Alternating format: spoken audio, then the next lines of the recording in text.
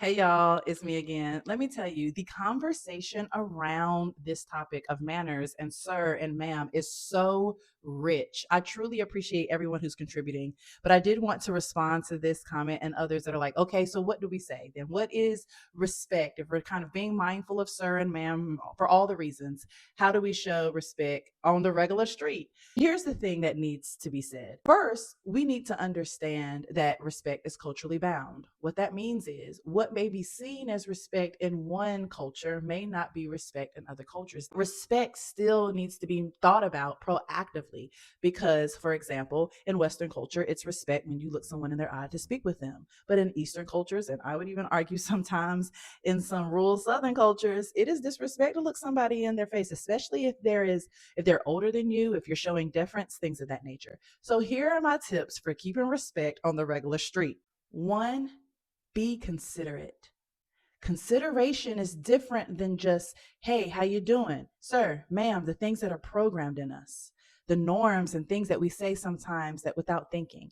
Consideration says, do I really care enough about the other person in front of me, whether I know them or not?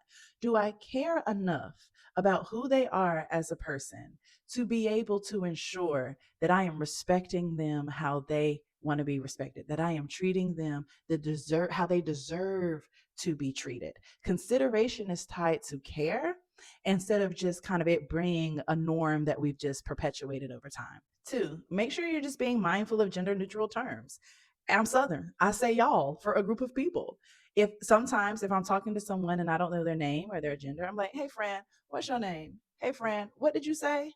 Hey, say that again. I'm just mindful of gender neutral words. So y'all, friend, just saying hey, and then last but not least, somebody's name.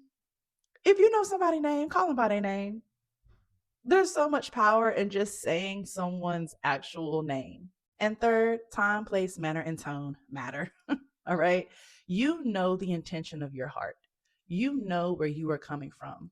And when we are considerate, step one, and when we are mindful of the other person, that tone is going to come out in your words. Your nonverbals are also going to show a level of respect and consideration for somebody because you've thought enough about who they are, you've centered their humanity, and you have also been able to say, I know my intentions are good.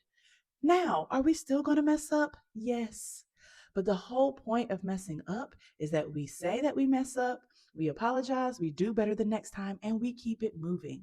So don't be so scared to mess up on respectful language to the point where you're just silent, because if you're silent, we're really not going to get anywhere.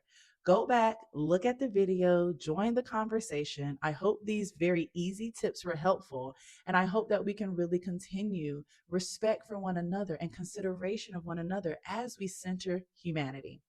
Like I stated before, make sure every Tuesday you join the live right here 11:30 a.m. Eastern Time for my professor prep, where we have really great conversation and go over the topics that I'm teaching in my interracial communication course. Thank you so much for your truth, your lived experience, your knowledge, your history. This is how we move forward together. Also, check out my TikTok shop and my YouTube. Okay, bye.